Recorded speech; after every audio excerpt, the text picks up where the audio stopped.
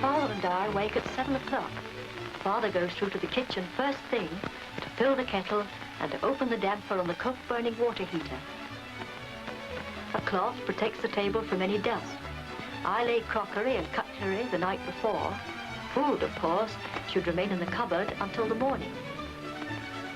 By the time I've dressed baby, the girls are ready for their breakfast. The women had their working week the same as the men. There was none of the fancy gadgets you have now. There was no washing machines or anything. They had everything had to be done manually. It was a non-stop life, but they didn't complain because they knew no other way.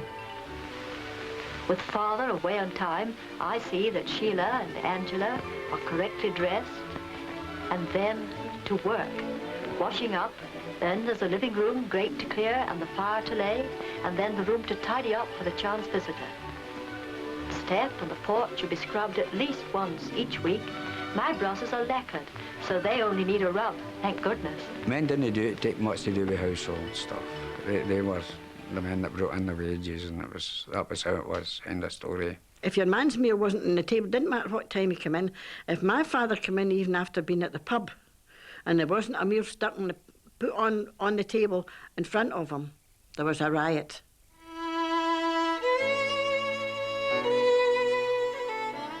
A single end, single room. A room and kitchen.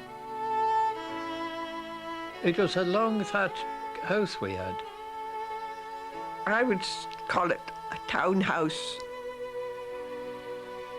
Croft, it was a croft that was brought up. 8 people in a single room, eating, washing, existing. There was one woman in our street had 14 in her family. I don't know how these families managed to live. 6 kids in a room and kitchen, you know. But there was 4 years, and it was pretty much a nightmare, you know. Nearly 5 million people live in Scotland. Over 2/3 of them are crowded into the towns and cities. The 4 great cities alone, Edinburgh, Glasgow, Dundee and Aberdeen, hold almost 2 million people. But nearly 500,000 Scottish families live in homes with less than 1 room for 2 people. Too often the fathers have lost their self-respect. This labourer had less than 3 years steady work in the 10 years up to the war. Too often the mothers are drained of their energies. Too often one bed has to do for the whole family. We slept, Dave and I, my brother, who slept at the top of the bed, and my 2 sisters slept at the bottom of the bed. My sister and I slept together, which was murder, because she was 6 years older than me and she hated me being in her bed. One half of the street had inside toilets and the other half didn't, and we were the very posh ones with the inside toilets. It was wonderful. There were 40 people committed to that toilet. And if you're in the toilet and somebody put the key in the door, you chapped, and they knew somebody was there. Why in the Highlands, instead of all modern conveniences, should you have, well, let's call them the ancient inconveniences? The outside toilet was a dry toilet. It was a wooden frame and covered with corrugated iron roof and all. And the thing is this, you always watched somebody's away to the toilet. And the moment you knew they were in unseated, you're up with the stones and you pelted the corrugated iron with stones. So they'd always to make a quick shift. There was no toilet paper, it was only newspaper. And my brothers used to cut it up and put it on a bit of string and hang it on the wall. There was a seat you could sit on, but underneath there was a pail, just an ordinary pail. And that pail had to be emptied. We were told now that pail must not get filled to the top. And there was a burn run through Fushy, and that's where we emptied it. But you didn't empty it until the next. You emptied it in the dark, so that nobody could see you doing it, you can. What a nice job.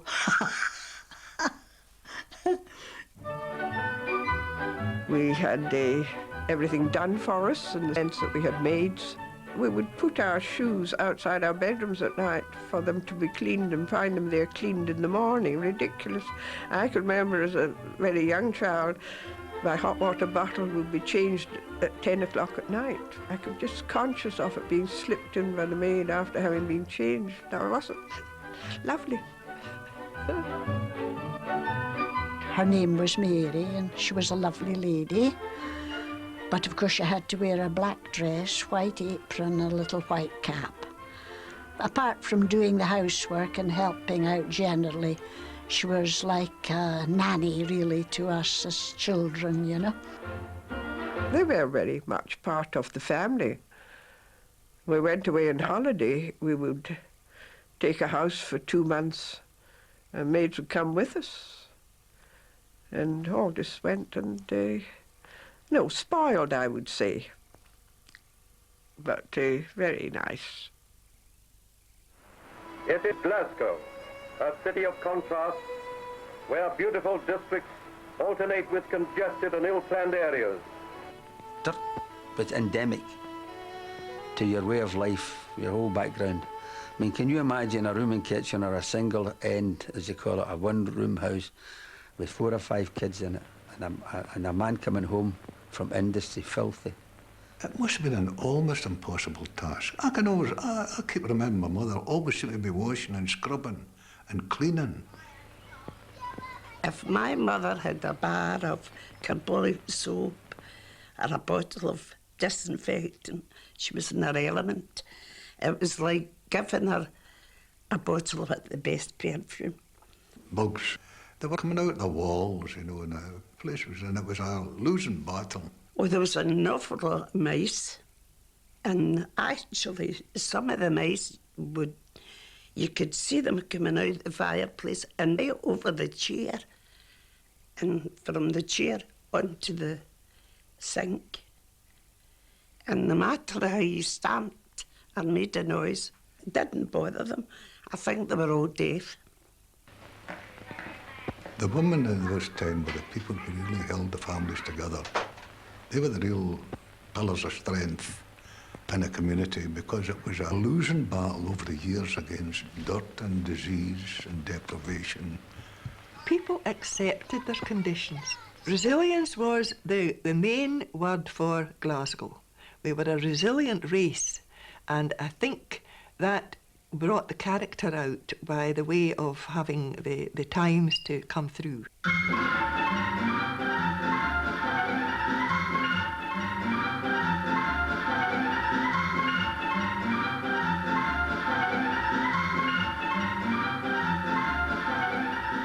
We weren't well off. We didn't ken any better either. I suppose everybody was exactly the same. Oh, there was no keeping up with the Joneses. There was no Joneses in these days. Everybody was so friendly towards each other. And if you didn't have milk or whatever, if your neighbour had it, you had it as well. Your doors were never locked because you had nothing to steal. I mean, you would never think about that. Often on a Saturday night, you know, a Saturday afternoon, my father and my uncle upstairs would go out there into the street and start playing the piano accordions, and the old guy there with the fiddle and with a woman and kids dancing up and down there, you know. Music was important in Scots families. Everybody would sing round the piano, and my mother would give a solo, my father would give a solo, I would give a solo. Everybody had a turn. People knew each other well. People looked after each other as well, I think, you know what I mean. The whole world seems to be different. People don't care anymore. There's none of the same community spirit. There's none of that now. Everybody keeps to themselves. That's the main thing I find, you know, the biggest difference.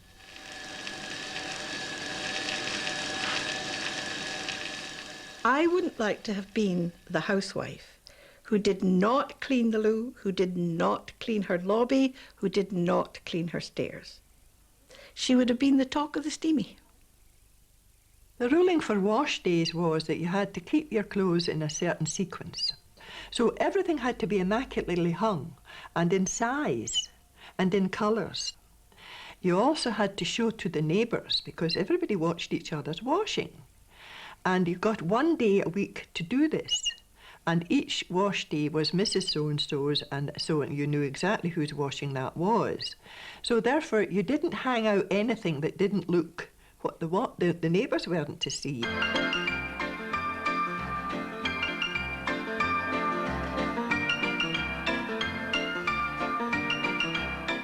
You had no washing machine. You had no facilities in the house. You say you could do a family's wash. So I remember my mother would go down to the wash house. It was a great occasion to go to a lochside where people used to do their washing.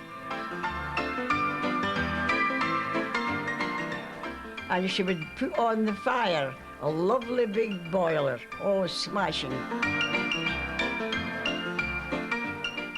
And in would go all the white clothes, and they would actually boil. You could see them boiling. You lifted the big lid, and there were the clothes slizzling up lovely. But if it was the blankets, they were put into this tub. Just your bare feet and trumped your blankets, and that was it. I don't know what was the idea, but that was supposed to fluff them up better. There you are. Wash your feet as well, like clean. Now, we had a neighbour whose husband was a captain, and she was a very well-off lady, as we thought. She had crepe de chine night dresses.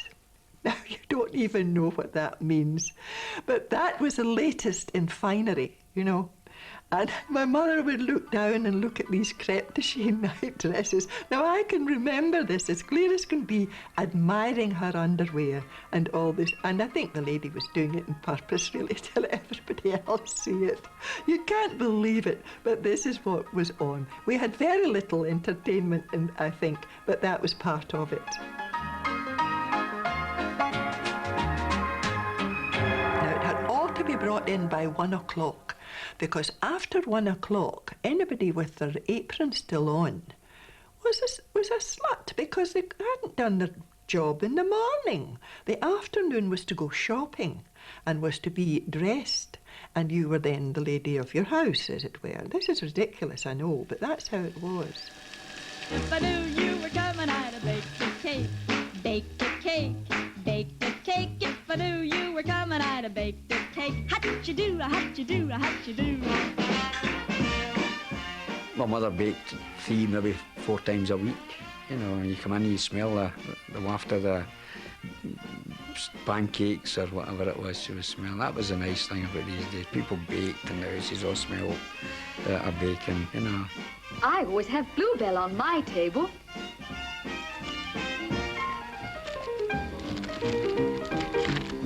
Bluebell, the economy buy with the luxury flavour. Only 10pence halfpenny per half pound at your co-op. There you are, Mrs. Judd. That'll be 6pence halfpenny. What is your number? 1296. 75351. 1356. 40574. 1550. I'm still in the co-op. Yes, it pays to shop at the co-op. Remember the dividend.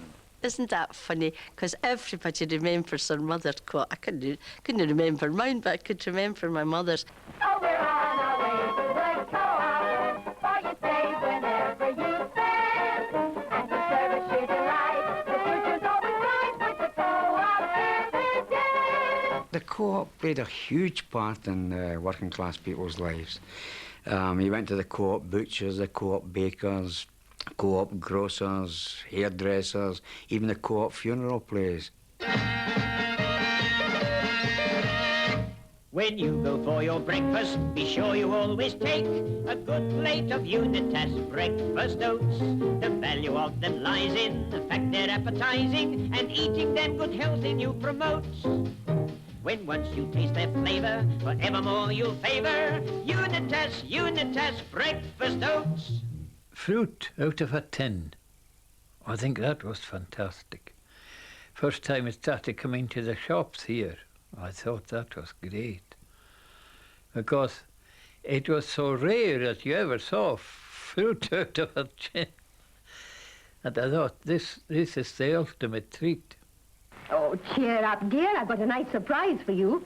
I'm giving you your new suit for your birthday. But how? Well, I've been saving secretly. During the past year, I've spent all my housekeeping money at the co-op. And look what I've saved, over £12. We had to study our money very carefully, and we had to study what we would buy and what we couldn't afford to buy. The dividend I get on your new suit will help towards my new coat next year. Yes, it pays to shop at the co-op. I was brought up in a hard school. You know, every penny had to be accounted for. And you had to be sure that you had it before you bought? We had money, but nothing like what you would call money nowadays. But everything else was cheap. My father came in on a Friday night and he would hand over his wages to her. And she took to do with all the financial aspects of the house. Well, my father took a heavy drink. My mother didn't know what it was to get a full pay. I think she would have fainted with the shock if my father had come home and given her his pay. I remember maybe a wee boy standing, and this is no act, mind you, maybe standing at the beer shop door, waiting on their father coming out, where he would go in for a drink before he would go home with his wages. There were people who would spend their wages on the road home, you know, but these were looked down on, you know. Totally irresponsible men, and they weren't too well quoted in the community. It was part of a working man's life to spend some of their money on the Friday or Thursday whenever they were paid, and it was part of the wife's problem was to try and cope with what was left of the money that they got. They really must have had a terrible hard life. As long as you had what you got by, you know, enough to do, well, that was what more did you need. I think by the time it would come to the end of the week, I would have no money to plank. I think it was used up, you understand, till the next pay came in. Many of those who moved into better homes struggle to live up to the new standard, struggle day in, day out to make a decent home life for their family. But a good home costs a lot in hard cash. Gas, electricity, rent and furniture have to be paid for, and children take so much for granted. Poor meant sitting on a night, on a Thursday night when your mammy only had a penny left in her purse so that she'd have enough left to get the gas going in the morning. We'd be sitting with candles on a Thursday night waiting for what we got of my father's wages on a Friday. Always have your roof above your head. Pay for that. Anything else, starve, but pay for the roof above your head. Oh, it's always hard time. Every Monday morning there was a wee queue going to the Three Balls. And my street was only a couple of 100 yards long. There would be 2 ponds in it. It's quite a done thing to take stuff to the pond. You put your man's suit in, or his pair of shoes, or his watch. Or when you get his wages on the Friday night, you got out what you'd put in. Men's clothes would come out on the Saturday for church on the Sunday, and we're stinking of mothballs. But it was a necessary thing then, because people just didn't have money. I mind going home once and saying, "Where's my suit?" And it was in the pond. Oh, brother-in-law, me in pond.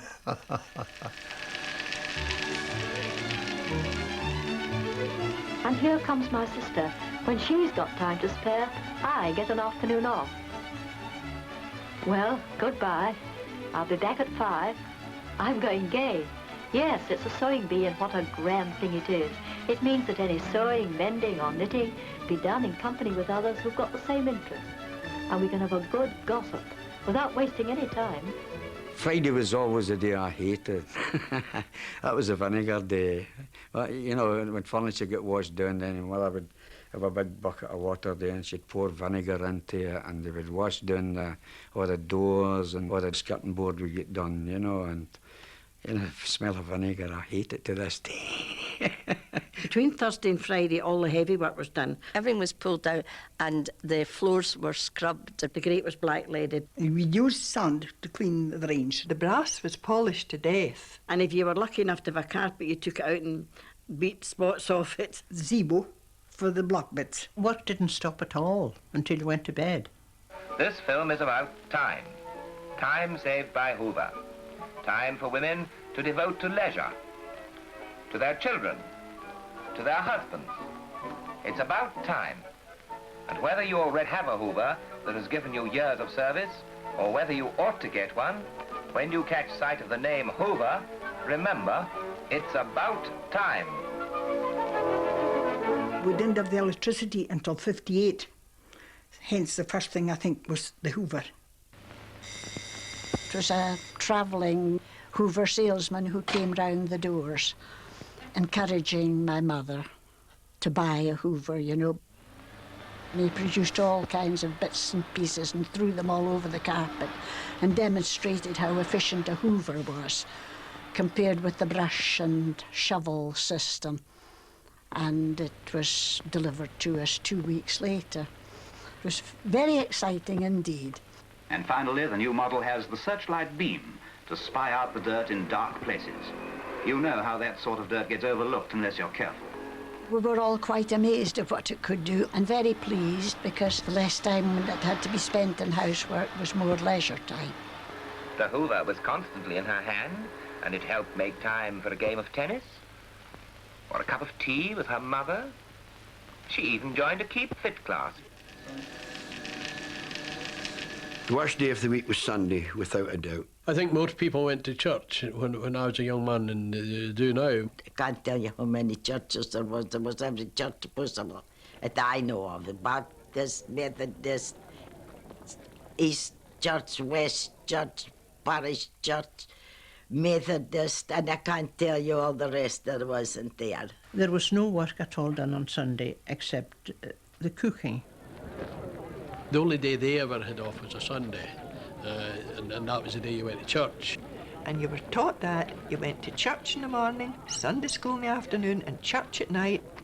You weren't allowed to go out and play or anything like that, no way. You went to church and there was a Gaelic service and then an English service. And you weren't allowed to sing a Sunday, you weren't allowed to whistle. One time I was caught whistling and I was nearly drowned in the sink because of it, because that was bad. We had a wireless, but we were never allowed to put on Sundays. It was the way of life, and we adhered to it. We didn't rebel in any form at all.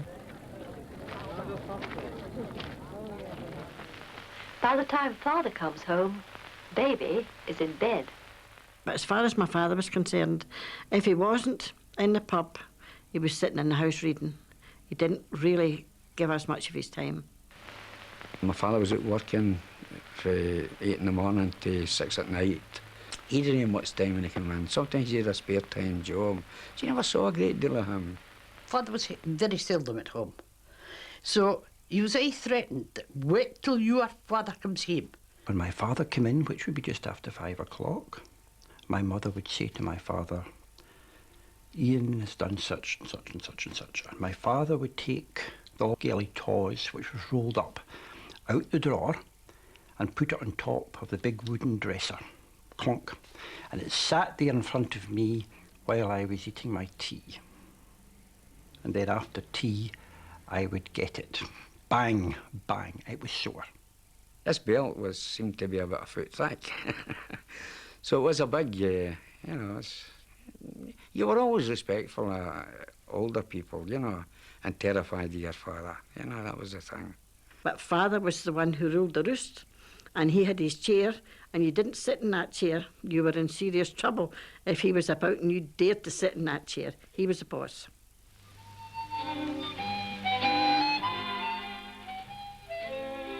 The only time the family is ever divided is at mealtime.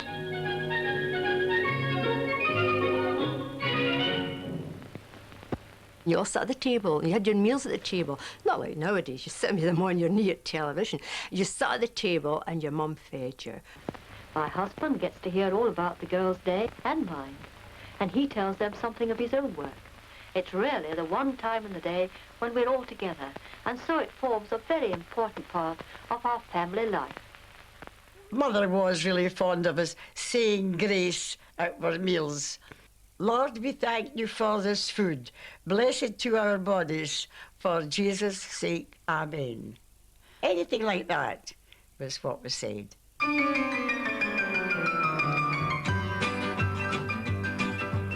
My father's demands were particularly for good table manners. He could not abide children who misbehaved at table. We ate a lot of fish. We used to have junket. Ties and gravy was, that was a luxury.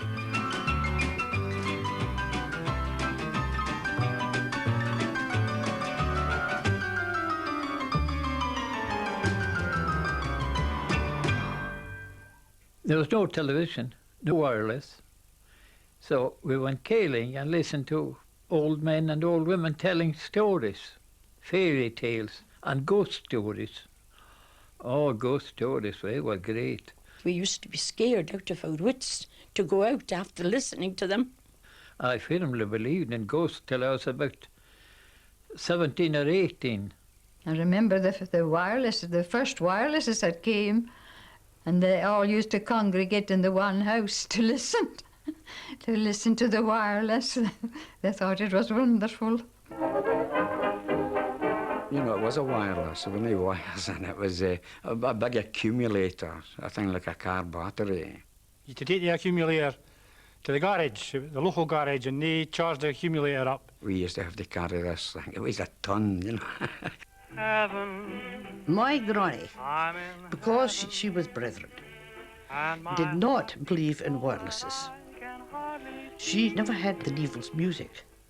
But when Gracie Fields was on, she came up to our house, and we had to sit and listen through Gracie Fields. Henry Hall was a great person. Favourite poem is that man again. Can I do you now, sir? Children's Hour with Auntie Kathleen. Dick Barton, Snowy and Joke. Dick Barton, Special Agent.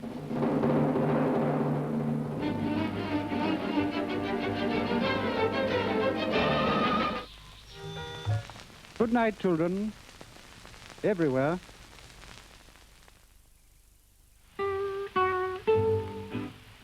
You washed at the sink and it was carbolic soap. And on a Sunday night, you got the big bath in front of the fire. You took in one at a time. It was the same bath water, but you took turns as who's to get the bath first.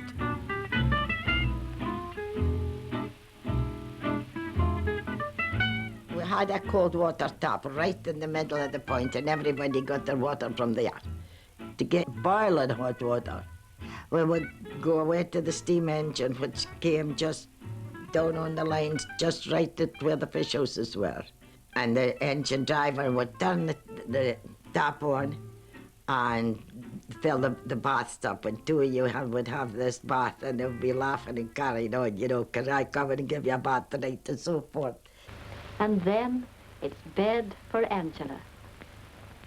To make sure that tomorrow will start off smoothly, there still remains a few things to do. Meals soaked overnight saves time, and breakfast laid saves that extra rush. Good night, Sheila. Good night, Angela. Good night, baby. Oh, good night.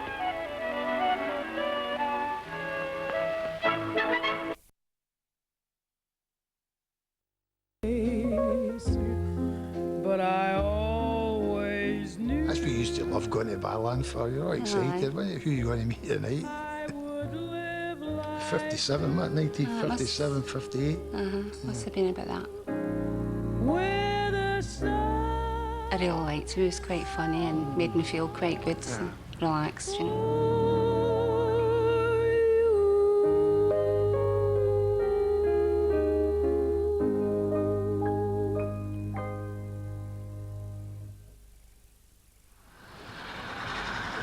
Not everyone who danced at the Barrowland lived locally. If you got a girl to take home at night, well, you were very naive at the beginning, you know, you'd maybe get a girl, oh yes, take me home. She maybe stayed miles away and you two didn't get a tram car back home, you two maybe walk it. In fact, you used to think they'd make them for passport jobs, because they stayed so far out. If you were going to see them home, you need a passport. Yeah. So what you always done was you made sure where they stayed first, it wasn't too far away. They used to say, where is it you stay? You know, you're dancing, where do you stay? See if you stayed in Easterhouse or Castle, and they go, oh, is that right? But see if you only stayed about a couple of years away, they wanted to take you home. A quick kiss and cuddle up the close, you know what I mean? It was all closes in these days. The tenement we went to was always drafty and cold. So we had a lot of fun standing in the cold, you know. There we about half an hour winching. Winching in the close, I mean. So I think that's... It was up in the landing. I think we were going about a couple of months, and I says to my mother, I says, I've got a boyfriend, is it all right if I bring him home? She went, what religion is he? I went up and said, you know your father, Hen. And that was it. For a year, he wasn't allowed in the house. It wasn't it was any badness on my father's part. He was just a good Christian and he thought he was doing his duty. Once we get engaged, that was it. In the house. Terrified. Terrified. See, when my father tried to make you ease, didn't he? Yeah. He had them all doing the hokey-cokey to the sash. That was another thing. If you went there, the boys all wore suits. And you know, they all had top pockets. If they had a blue hanky or a green hanky, they were told to stick it down because there was no sectarianism. I mean, a boy was a boy. He didn't care what they wore. But the parents were very concerned. But the young people weren't. They didn't care. They just went out for a night out and a good laugh and a boyfriend. They didn't ask them what their religion was. Do you do any dancing, Davy? I never have the time. You should see me when I get going at Barrowland. Oh, boy. I'm a hot stuff. I know them cold.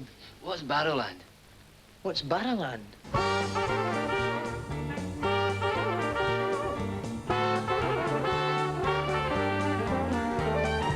Glasgow was one of the big cities in Britain for dancing, and was way ahead of everybody else.